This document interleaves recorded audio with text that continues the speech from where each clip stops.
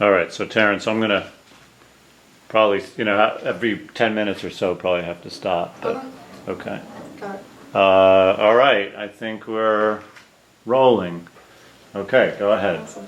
So, How old were you when the Holocaust first broke out? I was about 19 years old. 19, So where were you and your family living at this time? where I lived. We lived the last 10 years in Lodz. The town was called Lodz. Jacob, look here when you answer. Okay, great. Perfect. And what country was that in? Poland.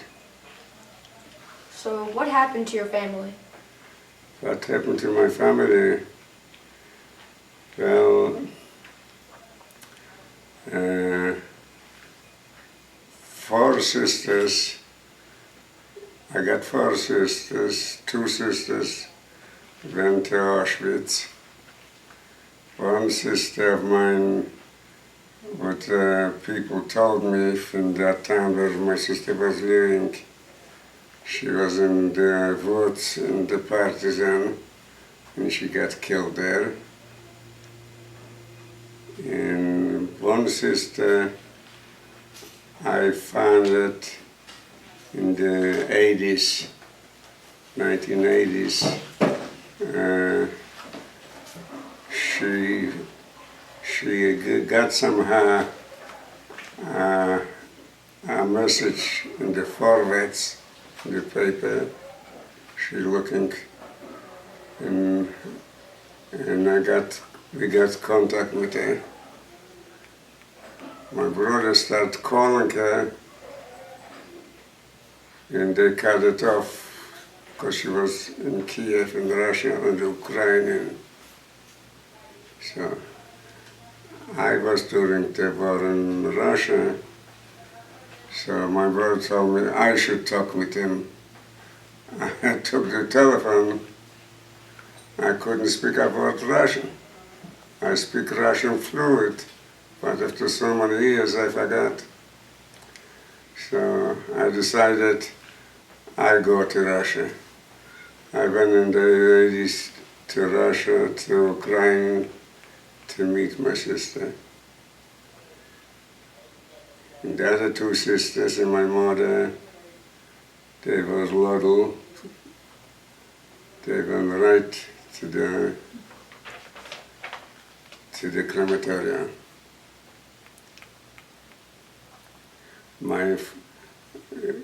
One of my brothers survived here in the States.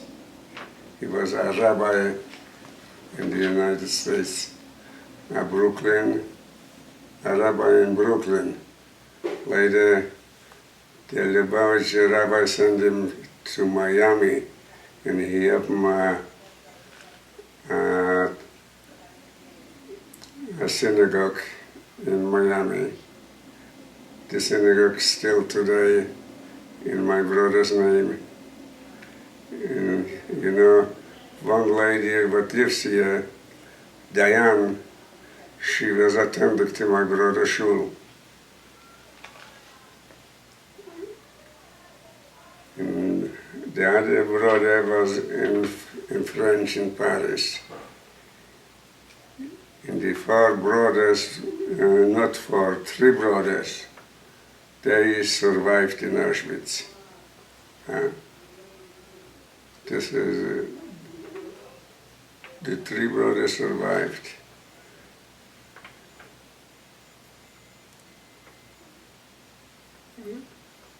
And the rabbi, lady after the war, he got him here. And I was still stuck in Poland.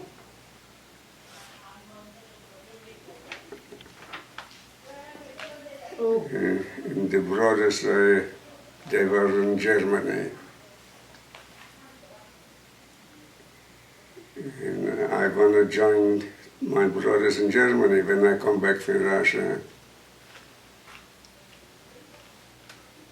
So I was already packed to go. I got a letter from my brothers, and they told me in the letter, why you want to come to Germany? In Germany is nothing to it. And in Poland they heard you got everything. You got milk and everything. I got 2 babies. One 4 years old, and one was just born. So what you gonna do with 2 babies in Germany? We suffer in Germany. It was very bad time that time in Germany. So I got already everything liquidated, ready to go. And that letter stopped me. And I was stuck in Poland another 10 years. Later, President Gomulka come to power, and he opened the borders. He said, everyone wants to get out from Poland is free to go. So that time I went to Israel. Gomulka, he said, you want to go, you can go to Israel only. I went to Israel. So I was in Israel 4 years. Have you ever gone back to a memorial site for the Holocaust? Huh? Have you ever gone back to a memorial site of the Holocaust? Well, I was in Poland by the opening in Warsaw in the memorial movement. I was in Auschwitz, Treblinka. I was visiting the old places before I go to Israel. I was visiting the old places. As a matter of fact, by the opening from that memorial in Poland, I was there.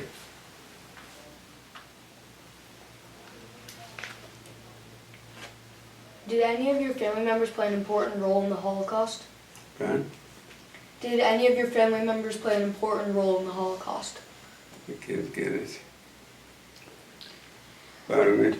Were there any family members that were significant in the Holocaust, that helped in the army or the underground or? One of my sisters was on the underground.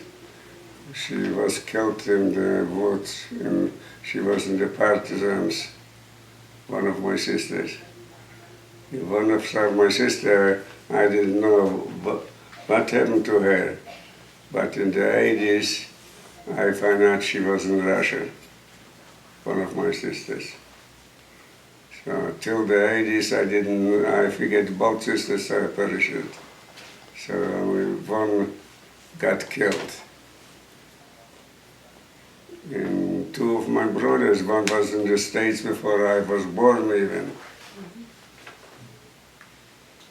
And one was in Paris. He survived there in a farm in Paris, in French. And 3 brothers were in Auschwitz. They survived.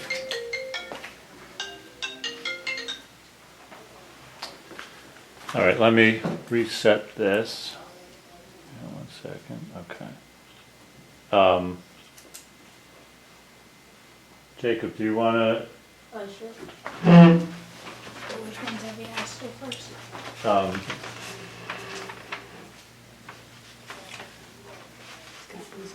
think just like, So you I can, start with this one, and he started just answering them as he talks, and it's kind of just like figure out which ones. right. So So he's 6, kind should we of start with done- 6? He's kind of done about to 8-ish. So if you want to ask 9 and go from there, that would be good. Great. So he'll ask, but you can look here. Good. I'll be able to hear. I know. It's great. It's great. Can you describe the first time your family met up again after the war? Didn't get it. Say it a little bit louder. Can you describe the first time your family met up after the war? Could you move a little bit closer? Yeah, you can sit on the. Can you describe the first time your family met up after the war? Still can't get it. Can you describe the first time your family met up after the war? Well, after the war, I come back. I was the only one in Poland. My brothers were in Germany.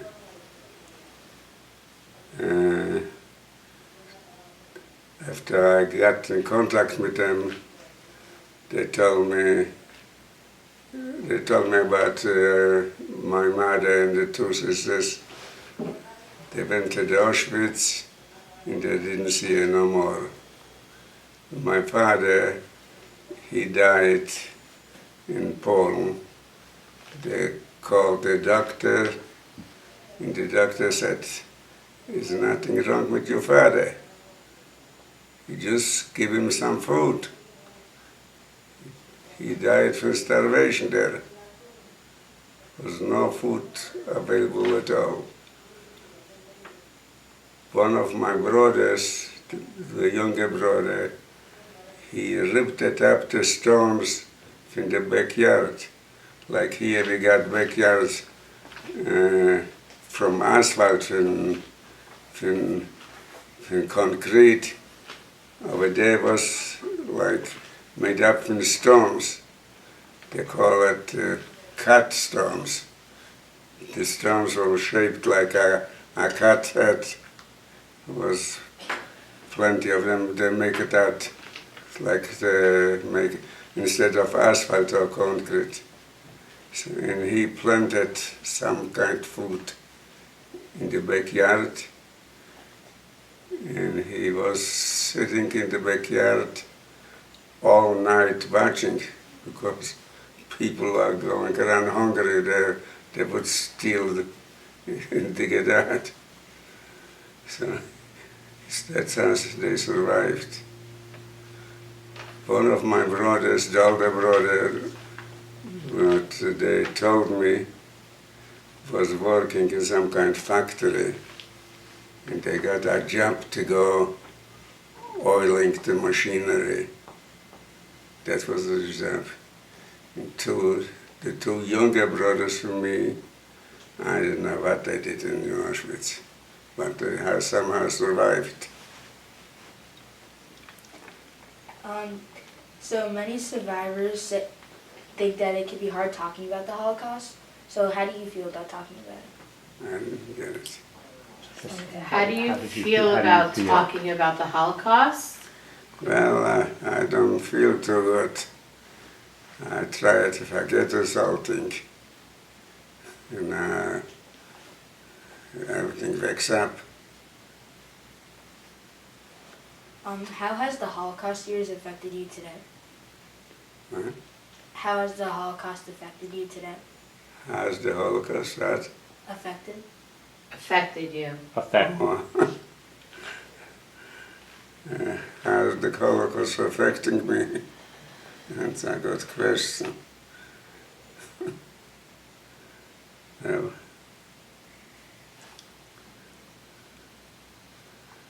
I have only one question. They call it in Hebrew, Lama Hazaftanu. That's the only question. What can I say? You know Lama Hazaftanu, what that means? This means, why did God abandon us? So, Lama, why Hazaftanu? That's the only question that I got for that guy upstairs. What were your thoughts about the Holocaust? Hmm? What were your thoughts about the Holocaust? Say just say your thoughts. What were your thoughts about the Holocaust?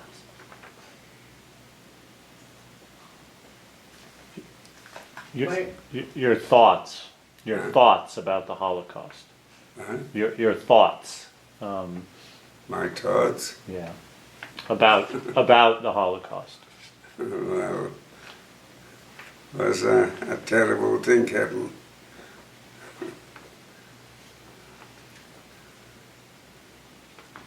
Is there anything else about the Holocaust you would like to share? Yeah.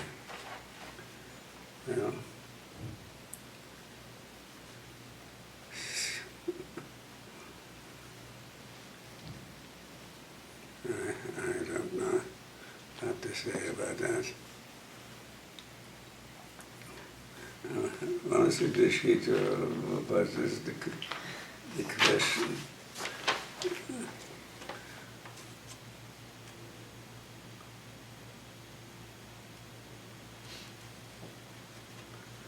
Well, my family I met my family 10 years after the Holocaust,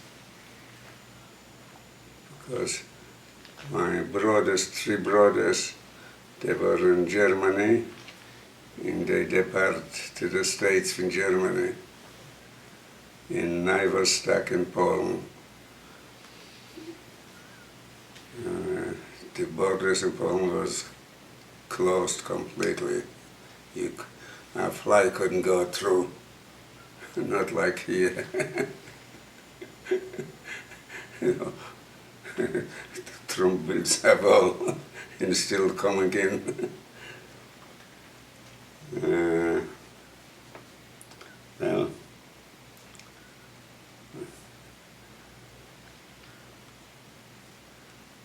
from 1939 till 1964, till 1961, I didn't meet my family. I met the Holocaust ended 1946, right? 1946. And I was united with my family in 1961. My brothers got me back to the States.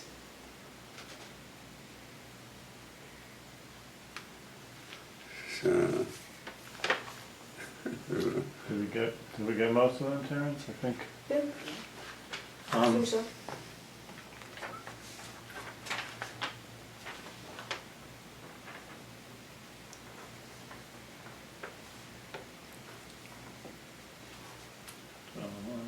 I think.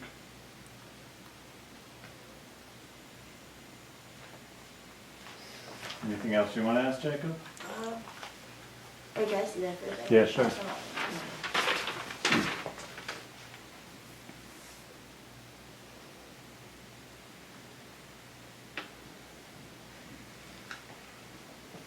Yeah, I'm just gonna restart this.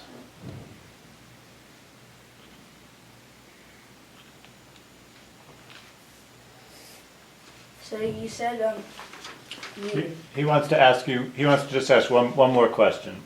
okay. You can look at him. You can look at him. Yeah. So you said you didn't see your family till 1961. Who do you remember? What was one of the first family members you met? The first family member you met. Huh? The first family member you met. Well, I got them all by the ship, and I come with the ship Zim, Israeli ship. So all my family was waiting for me. And the rabbi from Miami come, and the brother from Paris was already here. And the rest of my 3 brothers was living in Newark. And they all meet me in New York when the ship arrived. That was a big celebration. Imagine. Terrence, anything you can? Jacob, ask him, where did he live in 1939 to 1946? Where did you live from 1939 to 1946? In 1989, 39. 39. 1939, well, I landed up in Russia because I was saying what's going on, what the Germans doing. I never really had a yellow band. And once I come home, in so-called a Volksdeutsch, and they got accompanied with a Polish boy. The Polish boy was my next house neighbor, and they pointed me, there's a Jew. So the Volksdeutsch called me and I said, are you a Jew? I said, yes. So why don't you bury the Ben? Oh, I forgot, I have it in my pocket. I put it in. So he said, okay, put it in. This was the beginning. Was everything, just the army was passing through, there wasn't any real German stuff. So I turned to that boy and I told him, I'm a Jew, and I give him one blow.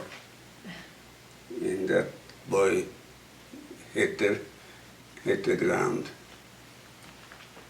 And that Volksdeutsch take out the whistle to blow for help. Because that Volksdeutsch, they didn't get no weapons, no nothing. They were Polish citizens, but from German descent. I said, in the Volksdeutsch was also a boy, maybe 16, 17 years old. So I said, you put away that whistle, otherwise you're gonna lay just like him. So I told him, you see that house in corner? This was a strictly Jewish neighborhood. So you see that house? When I go to that house, when I'm inside the house, then you can do, you whistle, do whatever you wanna. And I was afraid to come home. I went to my relatives to sleep there, a couple blocks away, because I was afraid that that boy gonna wake up or something, and I'm gonna get in trouble. So I was a couple of weeks by my relatives. One time I passed the Ballot Square, they call it. Wait 1 second.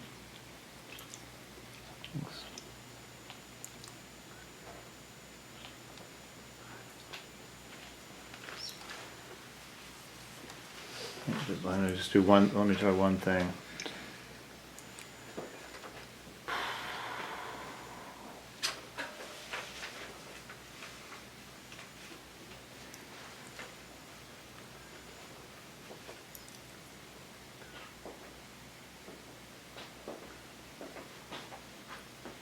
It's too hot. I don't know.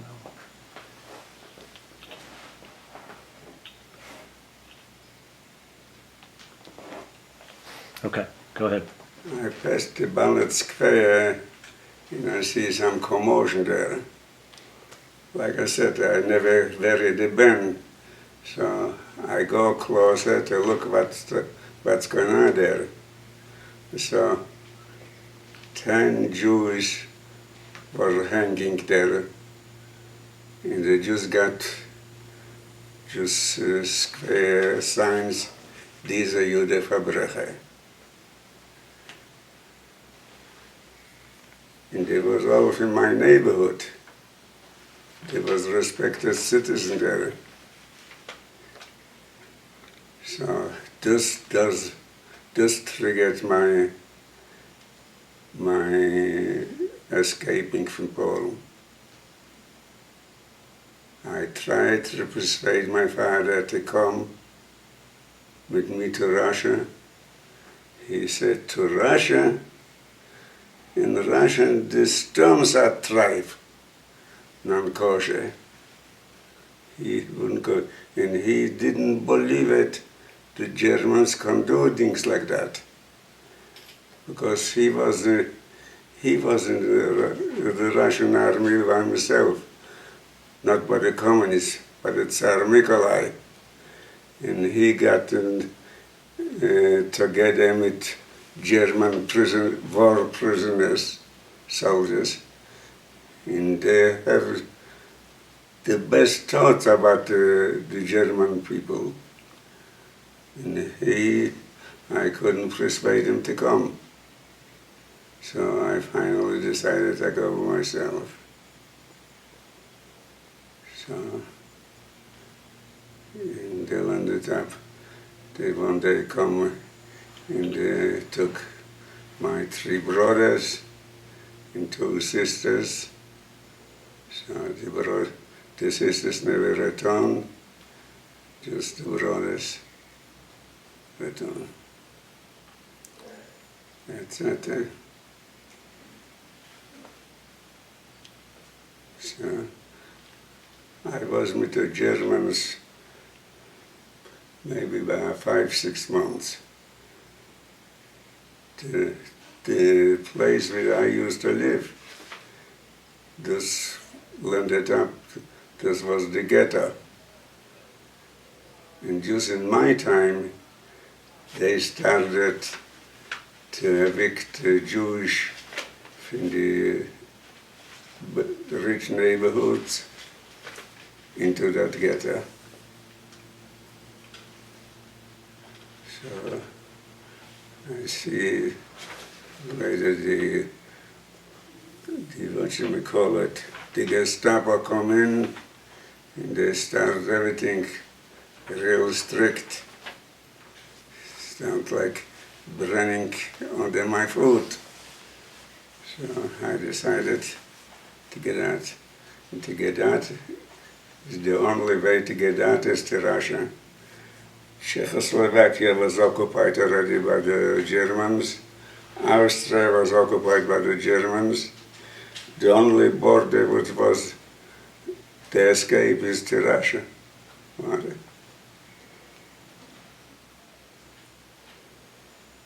And that's it. That's how I ended up in Russia. That was a great last question. Okay. Thank you very much. Okay.